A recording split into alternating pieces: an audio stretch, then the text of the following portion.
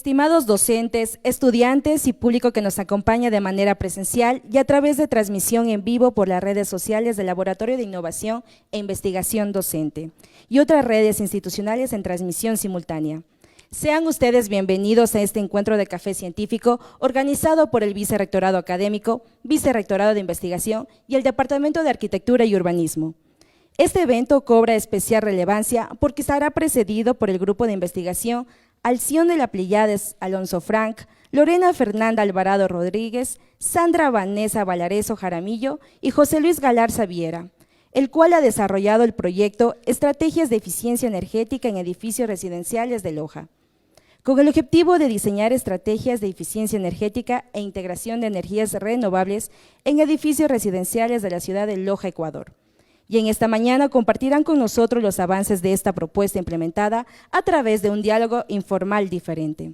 Con estos antecedentes damos inicio a este evento y los invitamos a compartir sus impresiones en redes sociales con el hashtag Café Científico UTPL o en la caja de comentarios de esta transmisión en vivo. Recordamos a los participantes que las preguntas que vayan surgiendo durante el encuentro científico serán respondidas al final de las exposiciones. Antes de iniciar, invitamos a nuestros asistentes presenciales a degustar de un delicioso café. En el momento que deseen, podrán levantarse y tomar su taza de café en el stand que se encuentra al fondo. Damos paso a la primera ponente invitada, Alción de la Pleiades Alonso Frank. Ella es doctora de Arquitectura y Urbanismo, especialista en enseñanza de la educación y miembro del equipo de trabajo del proyecto. Estimada Alción, qué gusto tenerla en el encuentro Café Científico. Bienvenida.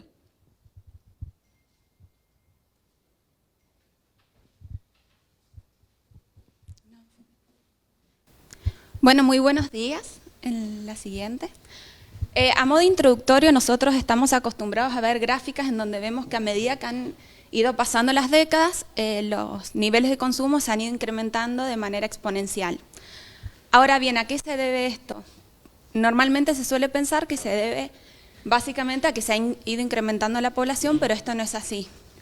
Si nosotros vemos esta gráfica representa el consumo per cápita, en este caso de energía eléctrica, y vemos cómo de la década del 70 pasamos de 1,2 a casi 3,2 millones de kilovatios hora por metro cuadrado por persona.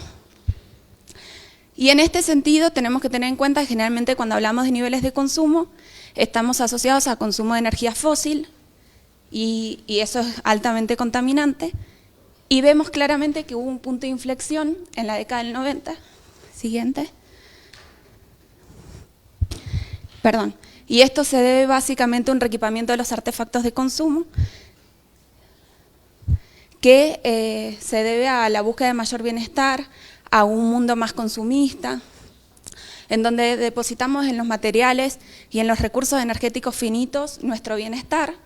Y es así que hoy por hoy el sector residencial, junto con el sector edilicio, es decir, comercial y oficial, representa un elevado consumo, particularmente el sector residencial representa el 29% del consumo global y el 21% del nivel de emisiones de dióxido de carbono asociadas.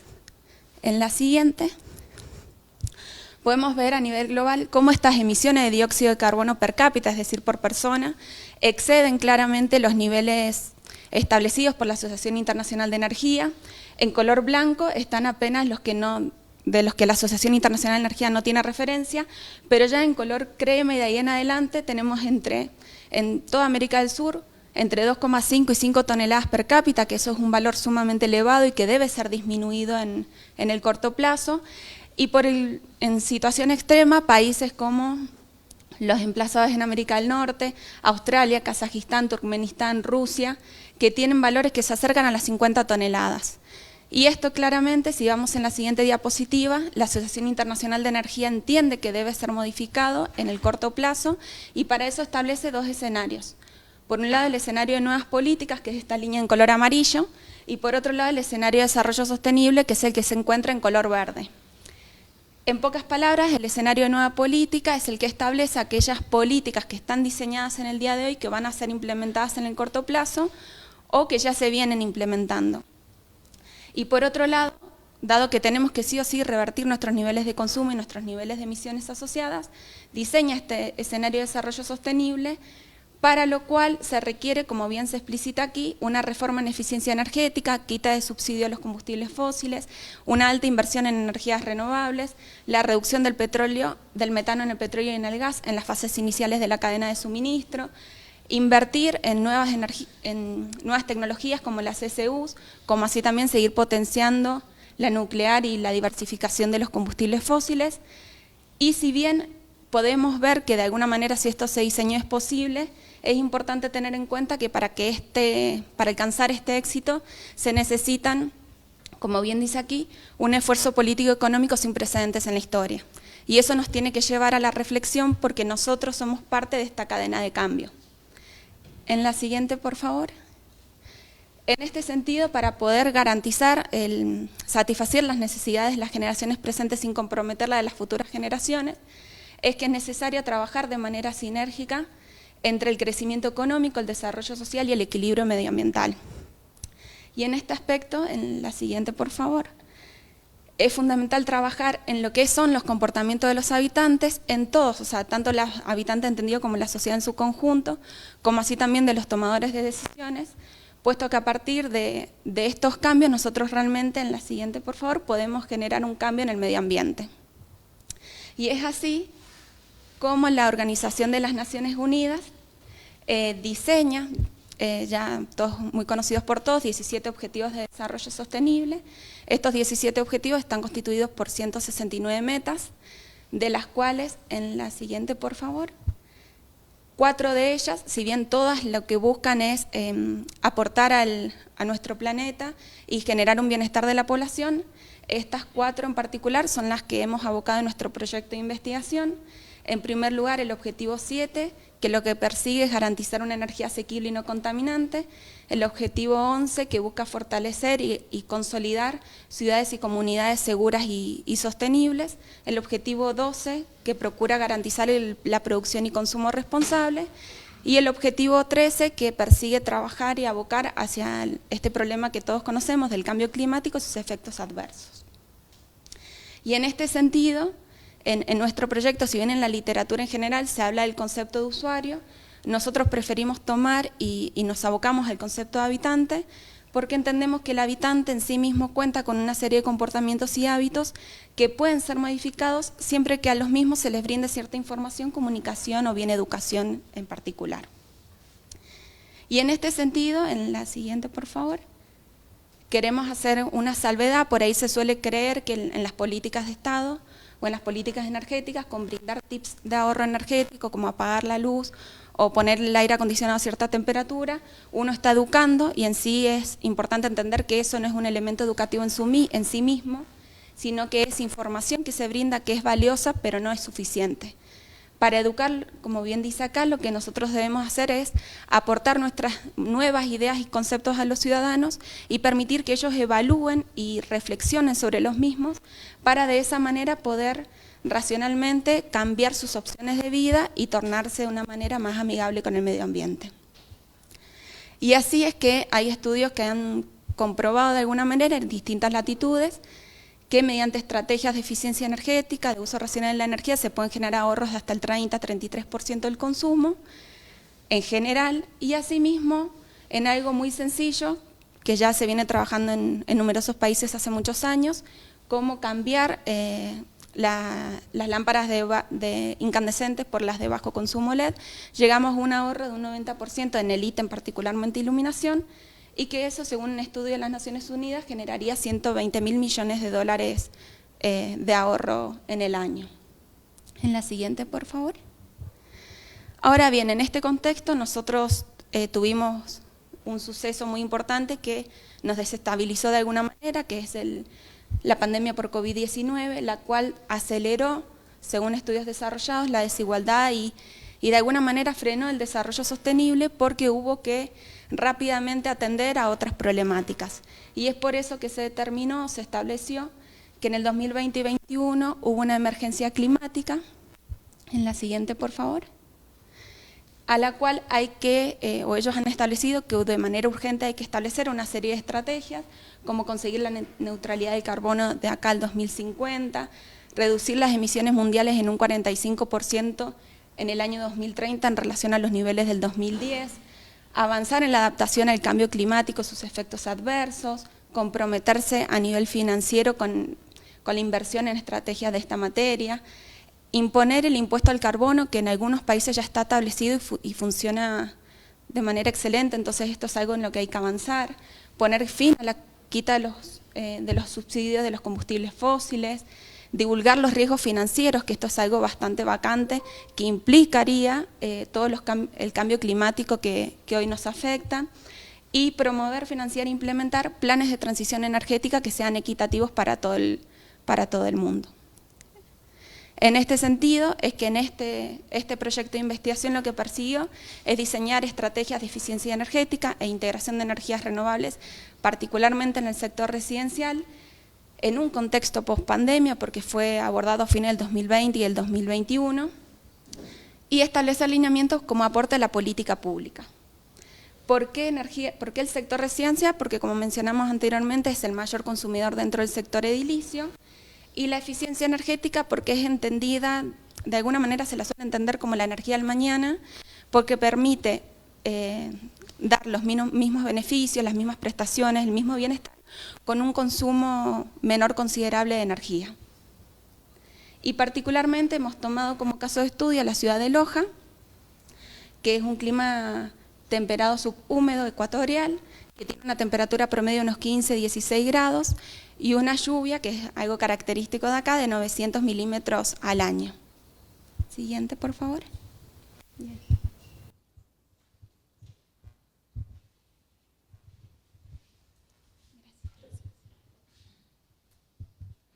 Agradecemos la participación de nuestra primera ponente, Alción, y a continuación damos paso a Lorena Valareso, arquitecta por la Universidad Técnica Particular de Loja, con especialización en la maestría en Gerencia de la Construcción por la Universidad Central del Ecuador. Estimada Lorena, un gusto saludarla, bienvenida.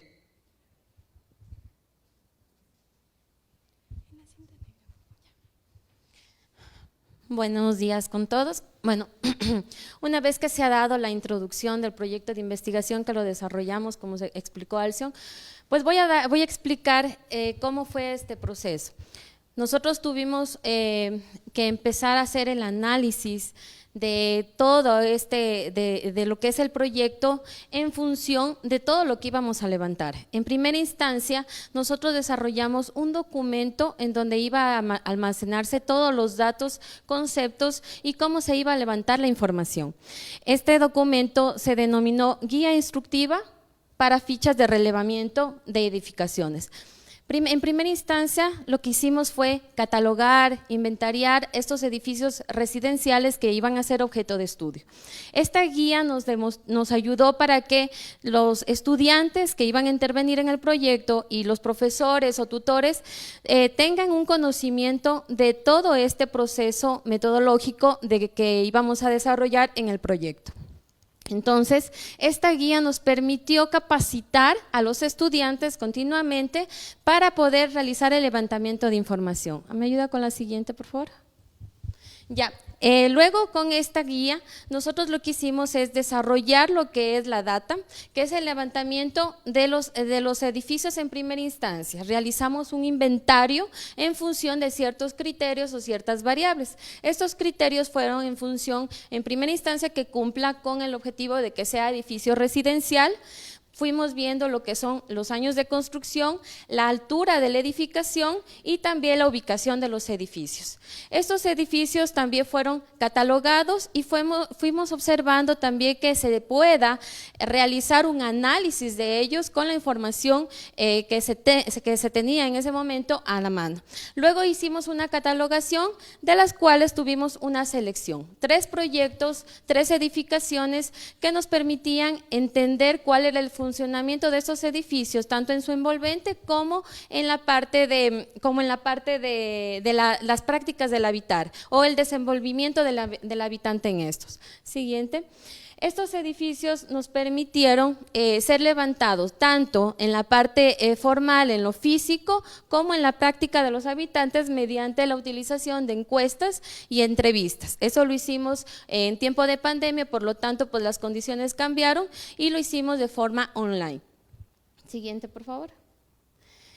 Los casos de estudio que se seleccionaron fueron 3. En primera instancia tenemos el edificio 0398 que se encuentra ubicado en la ciudad de La Zamora. Luego tuvimos el segundo edificio, o en este caso un conjunto habitacional que se denomina El Tejar, que se encuentra en el sector del estadio, y también tenemos el conjunto residencial de Ciudad Alegría que se encuentra en la parte sur de nuestra ciudad.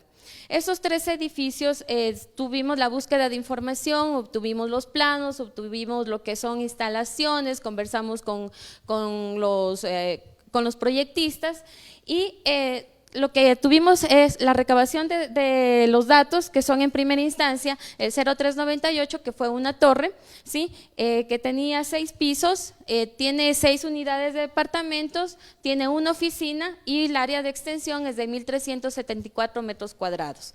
Luego tenemos lo que es El Tejar, siguiente por favor, el edificio o el conjunto residencial El Tejar, que tuvimos una tipología en este caso, que este conjunto está compuesto de 13 torres, 4 pisos tiene cada torre, tiene 46 departamentos, 46 unidades de departamentos, tiene 0 oficinas, 2 locales comerciales y la extensión en área es de 3.900 metros cuadrados.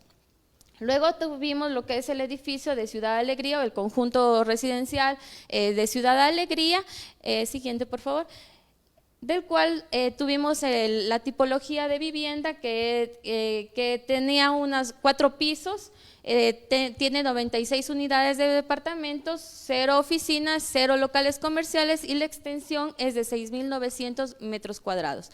Estos fueron analizados, fueron entendidos y de forma principal tuvimos el apoyo de los estudiantes de la materia de practicum que realizamos el entendimiento de cómo estaba compuesto estos edificios, en cuanto a su envolvente, en cuanto a lo que es las prácticas del habitar, en cuanto a lo que es el funcionamiento mismo del edificio. Siguiente, por favor.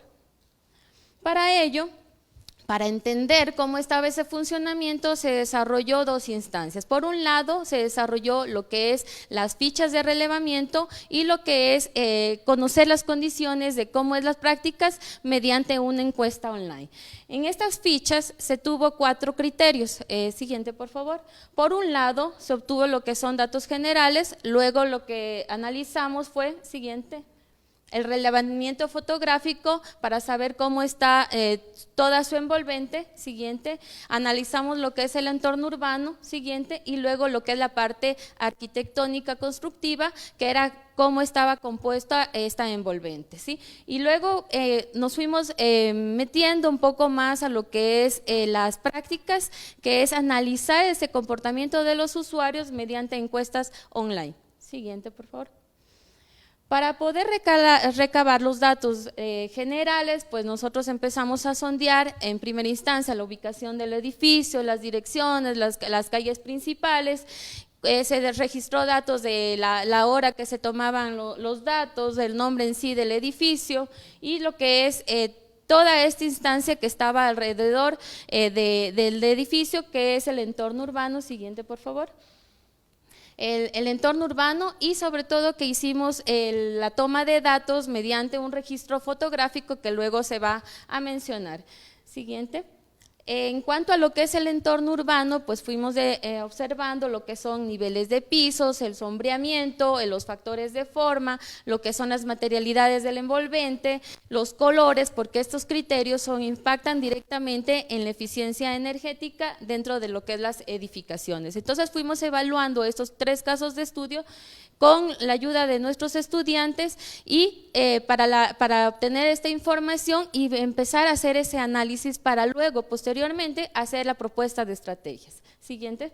En la parte arquitectónica lo mismo, fuimos detallando cada elemento constructivo en cuanto a lo que son paredes exteriores, en cuanto a lo que son ventanerías, en cuanto a lo que es ventanas, la quinta fachada o el material de cubierta que tenemos. Siguiente. Luego con este ya conocimiento muy global y un poco particular en cuanto a lo que es el envolvente, empezamos a hacer ya, a recabar la información con respecto a los habitantes, ¿sí? Y empezar a detallar cada uno de los aspectos para que nos aporten con datos de cómo está ese modo de habitar. Siguiente. Por lo tanto, en estas encuestas tuvimos dos instancias. La primera es que hicimos una encuesta larga, aproximadamente de 74 preguntas, que todo fue mediante online porque las condiciones justo en el tiempo que realizamos el estudio fue que tuvimos confinamiento y por lo tanto este confinamiento no nos permitió hacer un trabajo exhaustivo in situ o de persona a persona. Por lo tanto, nos tocó adaptarnos y lo hicimos mediante las encuestas online y también entrevistas mediante Zoom con la finalidad de obtener datos idóneos para poder tomar decisiones. Por lo tanto, estas encuestas en la primera instancia se desarrolló entre 16 encuestados. Luego la instancia 2 se hizo una encuesta corta que ahí encuestamos a 108 personas, ¿sí? Pero aquí se tomó decisiones para saber cómo es la práctica del habitar en el sector residencial, que era nuestro objeto de estudio también. Por lo tanto, se aplicó la encuesta a docentes de UTPL y a estudiantes para saber cómo es este desenvolvimiento en el lugar. Bueno, creo que esa es la parte metodológica y luego continuamos con la siguiente información.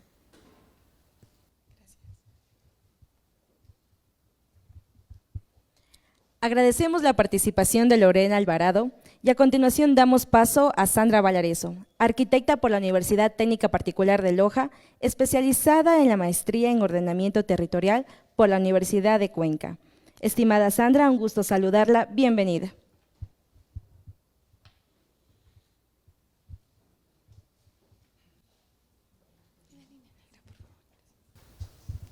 Muy buenos días a todos. Continuando un poco con lo que les han conversado ya Alción y Lorena, yo les voy a contar la experiencia ya no tanto del edificio que se midió en cuanto al envolvente y cuestiones un tanto técnicas, sino el punto de vista del usuario, de la persona que habita en esas edificaciones. Si bien tuvimos el inconveniente de la pandemia, de la recabación de datos, pero también algo positivo fue que pudimos percibir esa sensación del usuario, de la persona que permaneció más tiempo en su hogar por temas de trabajo. Entonces eso también nos ayudó, nos guió a entender cómo estaba la situación energética y cómo era percibida por el usuario. Tenemos, como les mencionó Lorena, la anterior por favor.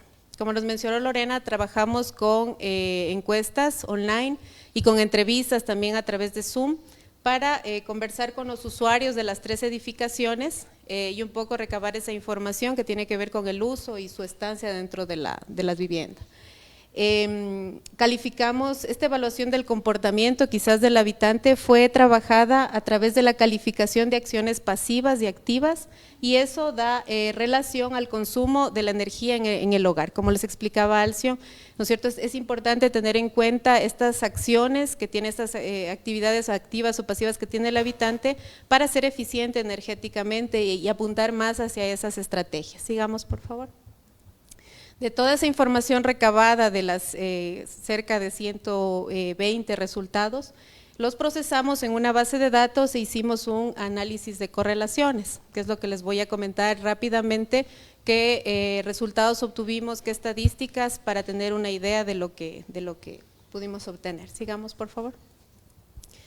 En cuanto a la percepción del comportamiento de los habitantes respecto al ahorro energético, que es un tema, cómo ellos perciben su ahorro energético dentro de los hogares, en las 2 instancias vemos que en la primera el 31 y bueno, cerca del 62% tienen o perciben ese comportamiento respecto al ahorro energético, que son poco ahorrativos o medio ahorrativos, ¿sí? Y un 38% que son muy ahorrativos. Entonces esto ya nos da un indicativo de que no, de que ya somos conscientes quizás de que no tomamos las medidas, quizás porque los servicios incluso son un tanto económicos en relación, y no tomamos esas medidas porque no nos representan la economía y no ahorramos, no tomamos las medidas o la conciencia suficiente. Y en la instancia 2, que era el mayor número de encuestados de las encuestas cortas, vemos que ya un 50% nos dice que son poco ahorrativos, que tienen esa conciencia de no ahorrar, y en relación de medio ahorrativo y algo ahorrativo, que en general son conscientes ese grupo que encuestamos de que no hay esa cultura del ahorro. Sigamos, por favor. Hablando, ya preguntándoles también si estarían dispuestos a hacer cambios en el ahorro energético o a disminuir el consumo de energía, en ambas instancias vemos que el 50 y el 64% sí están dispuestos a hacer cambios. El 13 y el 19% en ambas instancias deberían pensarlo también en cada caso, y en la segunda instancia un 3% que probablemente no esté dispuesto a hacer esos cambios, que son importantes también para contrarrestar ese poco ahorro que existe. Sigamos, por favor. Ya como parte de la metodología y evaluando eso que les comentaba al inicio de estas acciones pasivas o activas, y la frecuencia también con la que las emplean. Pasiva se refiere a cuestiones de ahorro, ¿no es cierto?, de la energía, que no consuman energía. Cuestiones, por ejemplo, yo abro las ventanas si es que hay calor, o me abrigo un poco más si es que hace frío, o tomo una taza de café si es que hace a lo mejor algo de frío también.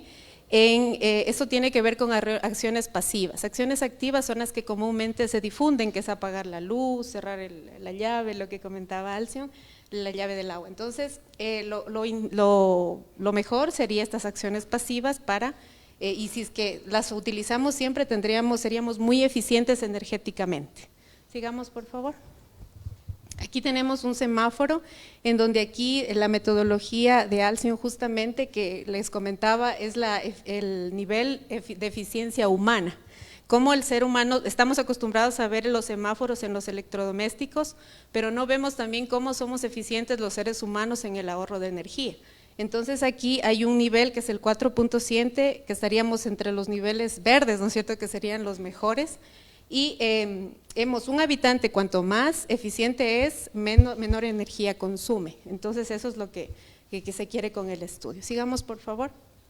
En torno a eso, ya haciendo los análisis de correlación, en la instancia 1 vemos que el habitante es eficiente en términos de consumo energético, ¿sí? Que sí hay, luego de las preguntas que les comentaban, sí son eficientes energéticamente, pero a pesar de ello también hay que todavía mejorar, si bien lo ideal sería estar en la parte más alta, en el A, ¿cierto? Sigamos, por favor. Y en la instancia 2, tenemos la mayor muestra también, hay un promedio de B, que igual se puede mejorar, igual es el habitante energéticamente en ese grupo de entrevistados, encuestados. Sigamos, por favor. Bien, entonces, por otra parte, ¿cuál es la percepción de los habitantes en cuanto al envolvente? ¿Sí? En conformidad con el diseño del edificio, tanto del exterior. En la instancia 1 nos dice que el 56% está conforme, pero también vemos un nivel de inconformidad representativo también. Y en la instancia 2 vemos que existe también un 50% conforme y el otro es muy parecido el resultado, que hay un nivel de conformidad en cuanto al envolvente del edificio, al diseño exterior de la edificación. Sigamos, por favor, de sus lugares de habitación. Y algo también importante que rescatamos también con esta pregunta a los usuarios, estas encuestas, es la preferencia de inclusión, a ver la gente cuán dispuesta está a incorporar ciertos instrumentos o ciertas estrategias. ¿Sí? Por ejemplo, el colector solar, lo que predomina es, a lo mejor están dispuestos al tema de los paneles solares, a cuestiones, sobre todo eso, y en la cubierta, o sea, en la integración de la fachada. También tenemos aerogeneradores, ciertas estrategias, pero también de lo que recabamos en los resultados es que está condicionada también por el tema económico. Entonces había muchos que a lo mejor si les representa el tema económico algo ya que fuera de su alcance, quizás ya no es algo muy, muy oportuno para ellos, o entonces ahí también da idea de qué estrategias tomar, de qué de qué a lo mejor prototipos generar para bajar los costos, porque ese también es un aspecto importante de incorporación de estrategias. Sigamos, por favor. Creo que está ahí. Sí, muchas gracias.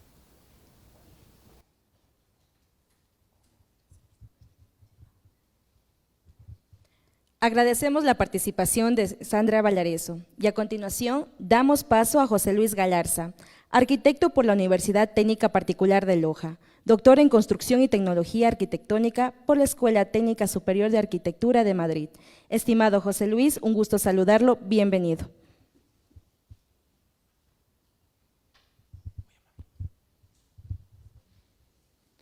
Bueno, buenos días a todos. Yo les voy a hablar de una de las técnicas que nos ayudó también un poco a comparar lo que estábamos obteniendo dentro de las encuestas y también esta percepción, ¿no?, que tienen los habitantes dentro de las edificaciones, ¿no? Entonces, lo que hicimos fue utilizar un análisis termográfico y también un cálculo de transmitancia térmica. Claro, el de transmitancia forma parte del método, en realidad, que proviene de nuestro equipo, ¿sí?, de Alcyon y de las compañeras, y con ello pudimos detectar algún tipo de correlación también con lo que son los materiales de las edificaciones, ¿no? En este caso, este modelo de ficha que les presento tiene un código, ¿no?, que manejamos en fichaje, un detalle constructivo que es muy útil, sobre todo porque tenemos materiales compuestos, ¿no?, en las diferentes edificaciones. En algunos casos, edificaciones con materiales más contemporáneos que otros, ¿sí? En el caso del tejar, por ejemplo, eran materiales un poco más antiguos, y en el caso de Ciudad Alegría, bueno, son materiales ligados un poco a la planificación de viviendas de interés social, ¿no? Entonces eso también nos daba una comparativa, ¿no?, sobre todo en materiales, ¿sí? Como ustedes ven aquí, está el detalle constructivo que se fue haciendo en cada uno de los parámetros, ¿no?, a analizar, que prácticamente fueron envolvente térmica, paredes exteriores, pisos, aberturas consideradas como las ventanas o ventanales, aberturas de protección solar, que también tienen mucho que ver por arrojar sombra, ¿no?, tanto a los ventanales como posiblemente a ciertas fachadas, ¿sí? Lo que ven aquí es un listado de materiales, ¿no?, que posiblemente se los tomó también de manera aislada, ¿sí?, para poder saber cuál es su comportamiento en relación exterior-interior, ¿sí? Se toma el dato de conductividad térmica, este dato se lo adquiere en la NEC, en la normativa ecuatoriana, ¿sí?, sobre todo en eficiencia energética, y de los materiales que nos faltaron, posiblemente algunos materiales que no estaban dentro de la normativa, se utilizó también el Código Técnico de la Edificación Español, que tiene una buena variedad, ¿no?, sobre todo en materiales. Y finalmente, una bibliografía acerca de ensayos e investigaciones relacionados a materiales con envolventes, ¿no?, sobre todo edificatorias. Bien, el siguiente, por favor. Estos son algunos datos parciales, ¿no?, que se pudo obtener. Es decir, si podemos más o menos con una lectura rápida observar, hay algunas diferencias, ¿no?, entre las tres edificaciones, sobre todo en cuanto a materiales, ¿sí? Por ejemplo, en Ciudad Alegría, posiblemente las aberturas son las que tienen mayor transmitancia térmica, el edificio 0398 desde el techo y más bien desde los ventanales no tanto, sobre todo en las fechas en las que se tomaron los datos, ¿no?, que en realidad corresponden a fechas algo frías, ¿sí? Y el bloque en el tejar, en donde nos sale también las aberturas, ¿sí?, como parte de los elementos de transmitancia mucho más alta que posiblemente los elementos de cobertura como paredes o muros, ¿sí? Siguiente. Este es un consolidado de esos parciales, ¿sí?, en donde ya podemos ver aberturas de protección solar, más o menos, ¿sí?, los índices de transmitancia, que también en algunos casos, ¿sí?, por ser los edificios antiguos, por ejemplo en el tejar, tenían algún tipo de readecuación o de pronto en algunas aberturas se hicieron algunas readecuaciones. Eso también incidió, ¿no?, para que los datos fueran un poco parcializados, ¿no?, de cierto modo. Entonces necesitábamos algo más, ¿no? Algo más, una técnica más para poder detectar cuál de los edificios en realidad tiene o se puede percibir un confort térmico, una materialidad que sea eficiente y posiblemente dentro de esta percepción que ya tenemos desde las encuestas, generar las estrategias, ¿no? Siguiente, por favor. Bien, entonces se hizo también un análisis termográfico con el uso de una cámara termográfica como la que ven aquí. Prácticamente es la fotografía de la cámara, una FLIR 165, que prácticamente nos ayudó a detectar no solo la materialidad de las envolventes, sino también las aberturas, pero micro, es decir, las posibles juntas o puentes térmicos que puedan existir entre el exterior y el interior de las edificaciones. Entonces esto fue primero fue una experiencia bastante plena en el sentido de que nos tocaba pedir permisos también para tomar las fotografías y no pensaban que estábamos haciendo algo extraño, ¿no? Entonces eso también fue una experiencia bastante nutritiva, ¿no? En cuanto al proyecto, ¿sí? Se pudo tomar fotografías tanto con la cámara termográfica como también con celulares con una resolución estándar, ¿sí? En este caso una resolución de 200 píxeles. Y luego se hizo una corrección FPN, que significa Fixed Noise, es decir, eliminar un poco el ruido de las imágenes, que siempre sucede en las termografías, ¿sí? Lo que vemos aquí en este ejemplo de aquí, ¿sí? Es justamente el ruido que se puede provocar, sobre todo por agentes intempéricos, ¿no? Como el viento, que un poco reduce la radiación solar, la emisividad de esa radiación, los colores también, que durante ciertas horas de la mañana son más claros, así sea un color opaco, posiblemente en el día se aclara mucho más que en la tarde, etcétera. Entonces había que hacer una corrección, ¿no? De esas termografías. Y con esta técnica FPN prácticamente se utiliza un software de imagen, y se elimina por medio de niveles o curvas todos estos esquemas de error, de ruido, ¿sí? Siguiente. Bien, aquí les muestro un ejemplo, ¿no? De la fotografía que sale como real en la cámara, ¿sí? Y luego la fotografía corregida. En realidad es un poco más claro el degradado de colores, ¿no? Que nos da. Asimismo, nos ayuda a eliminar el ruido que posiblemente siempre se produce en las esquinas, por el hecho de que la cámara lanza un disparo, ¿sí? Y este disparo tiene un rango o un radio de acción, ¿sí? Entonces, alrededor de posiblemente sí existan otras temperaturas que están un poquito ahí interfiriendo con la temperatura real que tiene ese material, ¿sí? Entonces, una vez que se hizo la corrección, se pudo comparar también con la temperatura real, ¿no? De ambiente exterior, que en este caso es tomado de la página Clima UTPL, justamente por el uso de las estaciones, ¿no? Y cómo se va lanzando la información o la data diariamente, ¿sí? Además de eso, si ustedes notaron, los 3 edificios se encuentran en sectores con una distancia bastante importante de separación, y es porque nuestra ciudad tiene microclimas, ¿no? Ustedes los han vivido, posiblemente si en el norte está lloviendo, tal vez en el sur no, o viceversa, ¿no?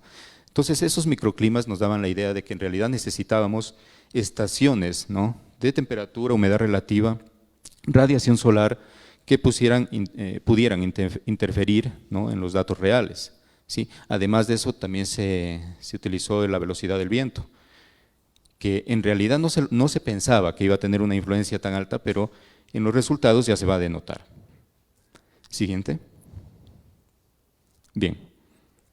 Aquí tenemos los resultados en los 3 casos, ¿sí?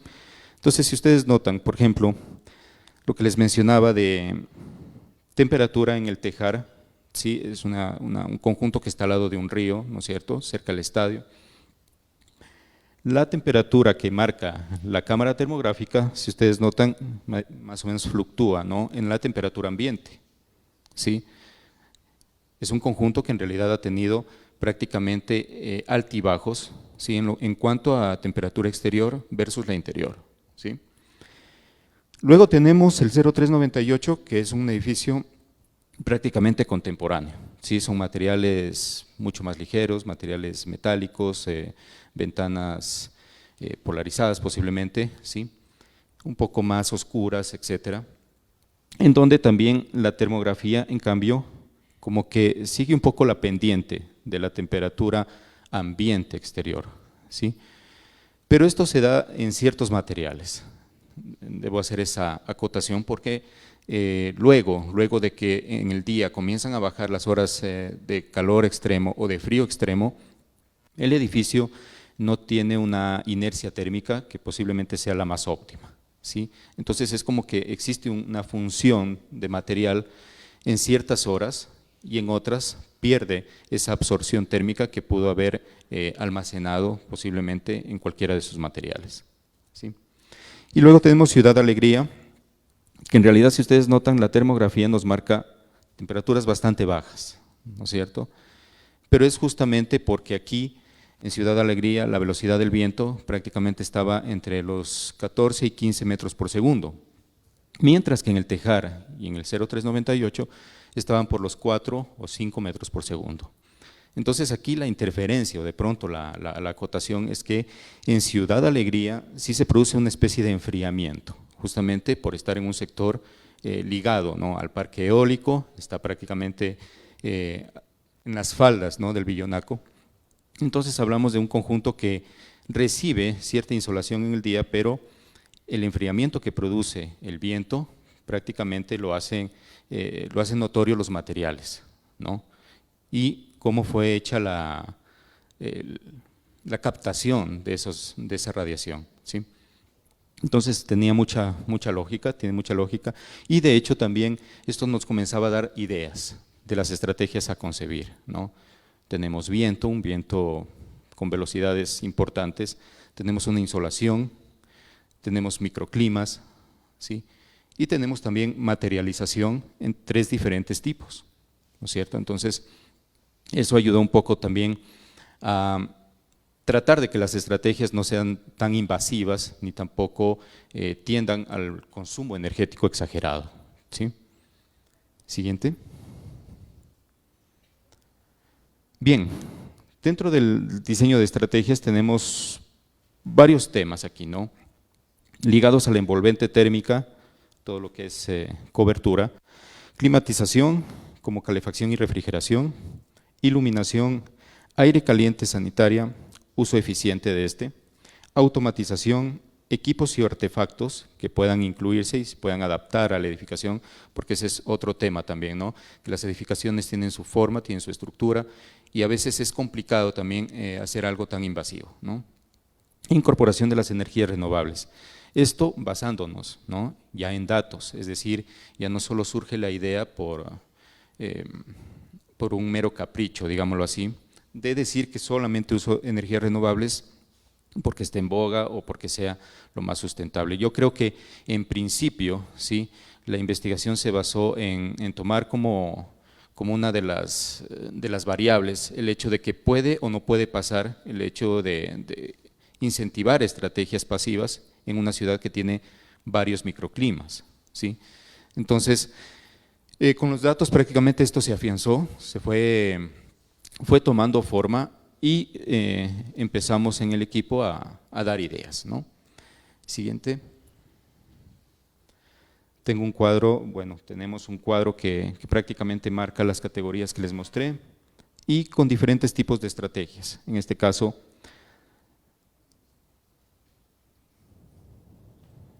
bueno, empezamos con arboladas o arboledas, ¿sí?, que pueden servir, ¿no?, como un agente no solo de refrigeración de envolventes, ¿sí?, sino que también es muy sustentable desde el punto de vista del clima, de la evotranspiración que produce esta vegetación y que puede servir mucho para que los edificios tiendan a ser lo más sostenible posible. Muros verdes, parasoles, celosías y aleros. Y si ustedes notan, son estrategias en realidad muy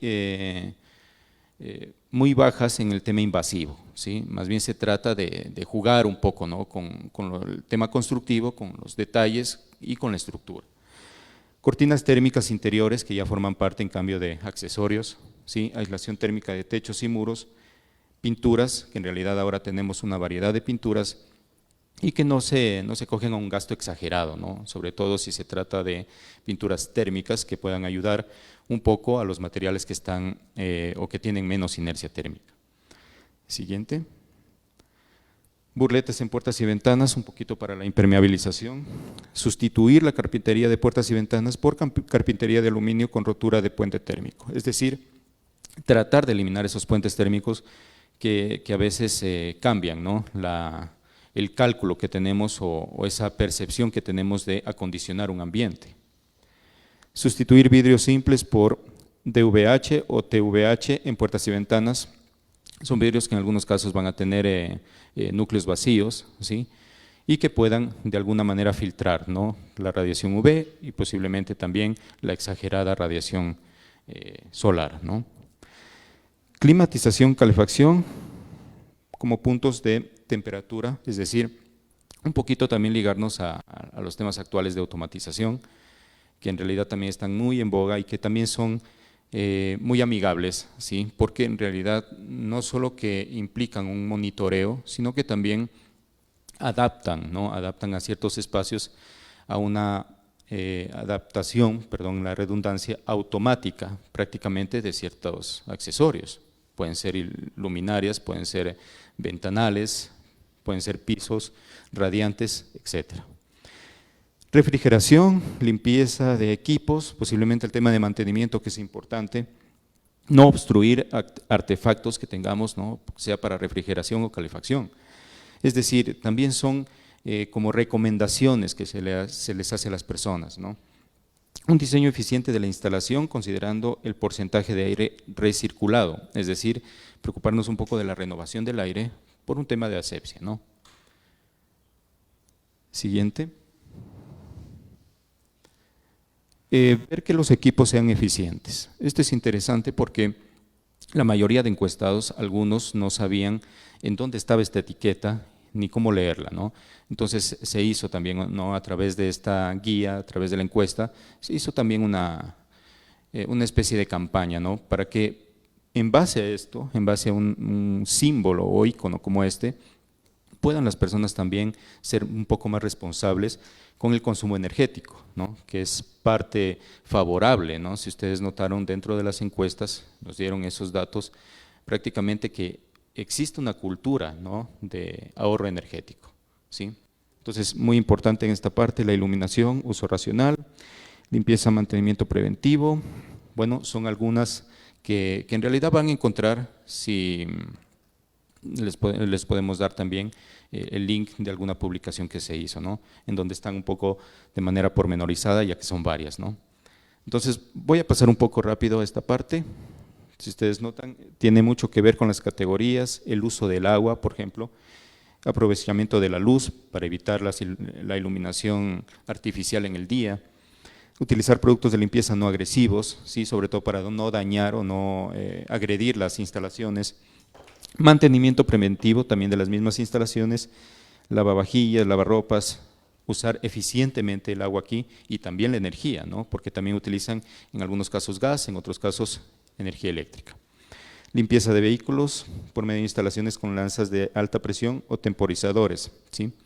En este caso es un poco porque está ligado, ¿no? Al que por cultura a veces tendemos a limpiar o a lavar el carro, ¿no? En la casa, ¿sí?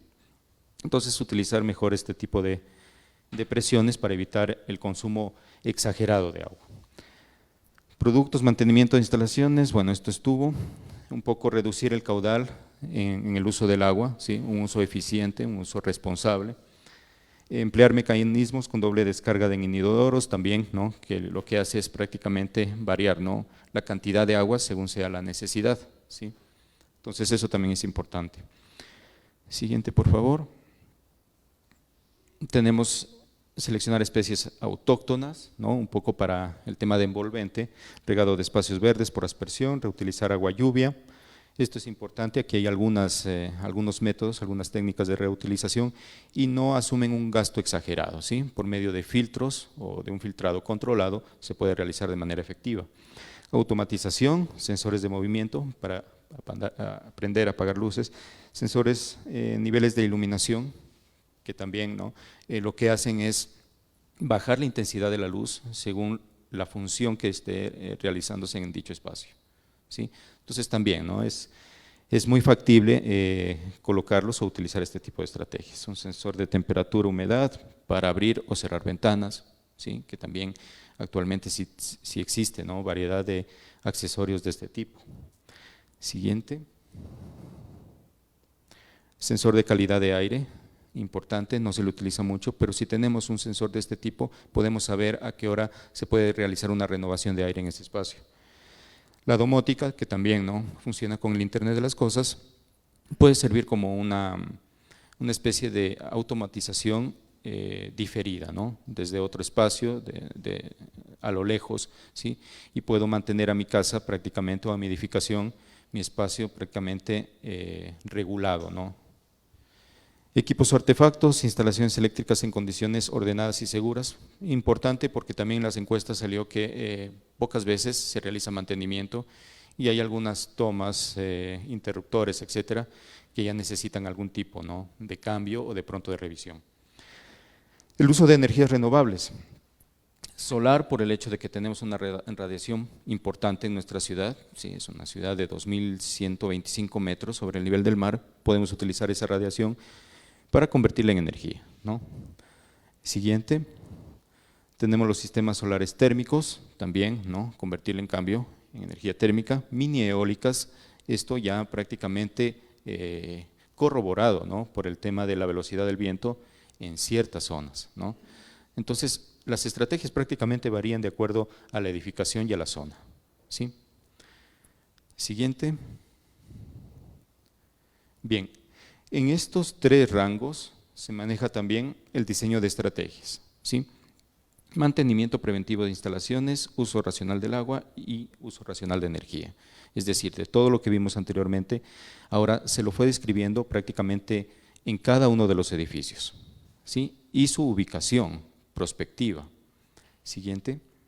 Entonces vemos aquí, prácticamente estas son las láminas que van a encontrar en cada una de las edificaciones, en donde se muestra el lugar, el tipo de recomendación o estrategia que se expone, ¿sí? Y de pronto esto se lo lleva a una guía también, una publicación que puede ser intuitivamente legible para personas que no manejen mucho el tema de instalaciones o un tema tan técnico, ¿no? Entonces, por eso también esta presentación un poco más amable, ¿no?, con toda la población. Esto es en el edificio 398. Siguiente, por favor. Tenemos el uso racional de energía, el apagar aparatos, desconectar cargadores, uso de luz LED, cosas que en realidad conocemos, pero que en este caso sabemos específicamente en qué tipo de espacios se pueden aplicar, ¿sí? Siguiente. Mantenimiento preventivo de instalaciones. Siguiente, yo creo que esta parte la podemos pasar un poco más rápido porque en realidad en cada una de las edificaciones tiene una posición específica de las estrategias planteadas. Muchas gracias de mi parte.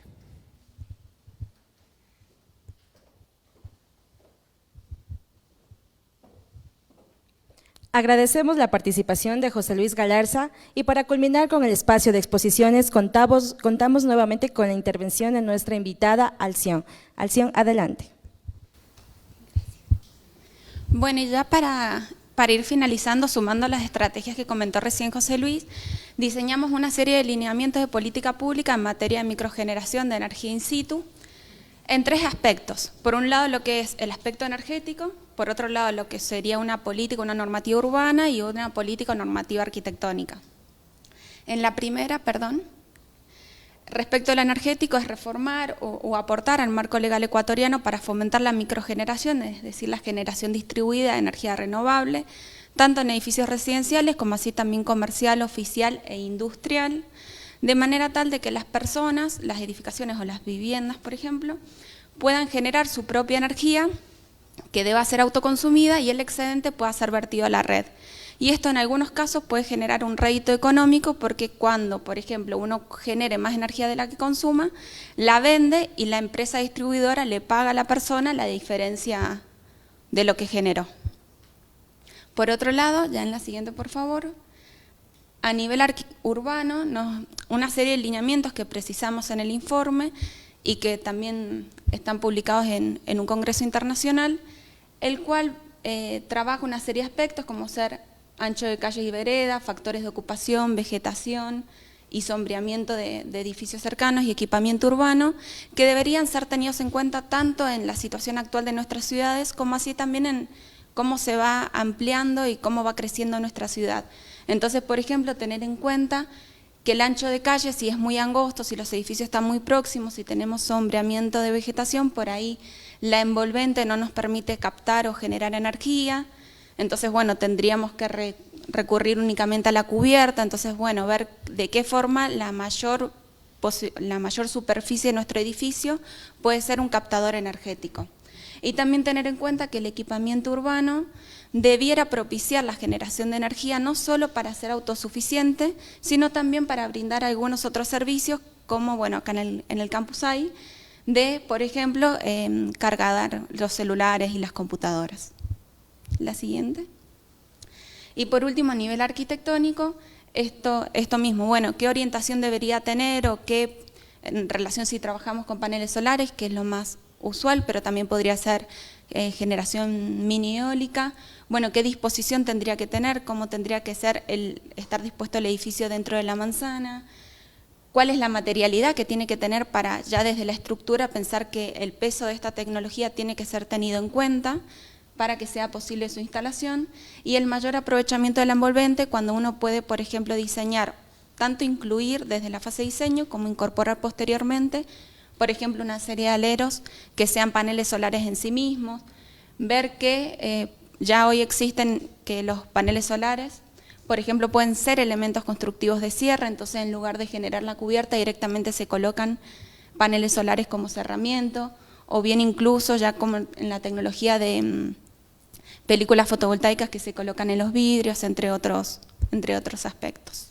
Y en la siguiente, ya para terminar, decir que bueno, que hasta el momento gran parte de lo que hemos avanzado, lo que hemos desarrollado en el proyecto, en el anterior, perdón, está publicado por un lado en 2 congresos internacionales, lo que refiere al comportamiento energético o el comportamiento de eficiencia del habitante en contexto post-pandemia, por otro lado lo que refiere a los lineamientos de microgeneración de energía renovable, y por último, que acá figura en primer lugar, la guía instructiva que ha sido publicada en Ediloja, que persigue no solo ser una guía acá para Loja, sino también que pueda ser replicada en otras latitudes, para que las personas puedan hacer relevamiento de similares características. Y ya para finalizar, la última, decir que bueno, que este proyecto, como mencionamos al principio, lo que perseguía era desarrollar lineamientos genéricos que fueron aplicados a 3 casos de estudio, tanto de eficiencia energética como de integración de energías renovables, y dar una serie de lineamientos y recomendaciones al diseño urbano y arquitectónico integral. Y asimismo destacar que el proyecto se alinea con los objetivos de Smartland por lo que refiere a esta sinergia del desarrollo económico, desarrollo sostenible, lo económico, lo ecológico, lo social, y asimismo, a modo de transferencia, lo que perseguimos es ver, bueno, si esto puede ser presentado por esta institución a las entidades municipales, a los tomadores de decisiones, para realmente poder generar cambios en el medio, para un beneficio de la sociedad en su conjunto. Y por último decir que como equipo de trabajo nosotros lo que consideramos que el tiempo de actuar es ahora desde nuestro lugar y que en este sentido nosotros lo que tenemos que hacer es la diferencia. Siguiente. Muchas gracias.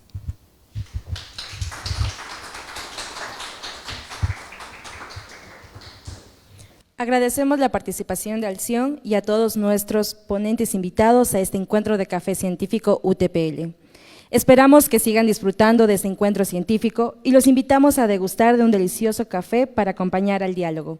Agradecemos también a nuestro público que nos acompaña en redes sociales y los invitamos a compartir sus impresiones con el hashtag Café Científico UTPL. Agradecemos a nuestros asistentes por compartir con nosotros sus inquietudes respecto al tema. En este momento haremos la entrega formal de un certificado de participación a nuestros expositores participantes del Encuentro Café Científico, por haber participado en calidad de expositores del Encuentro Café Científico con el tema Estrategias de Eficiencia Energética en Edificios Residenciales de Loja, realizado el 26 de mayo de 2022 con una duración de 2 horas. Muchas gracias. Agradecemos a todos nuestros asistentes a este encuentro de café científico que busca incentivar algunos postulados de investigación a partir de las propuestas en desarrollo de nuestros profesores UTPL. Esperamos que hayan disfrutado del diálogo y les recordamos que pueden conocer la agenda de encuentros de café científico programados para el año 2022 en la página Innovación Docente UTPL. Gracias por participar.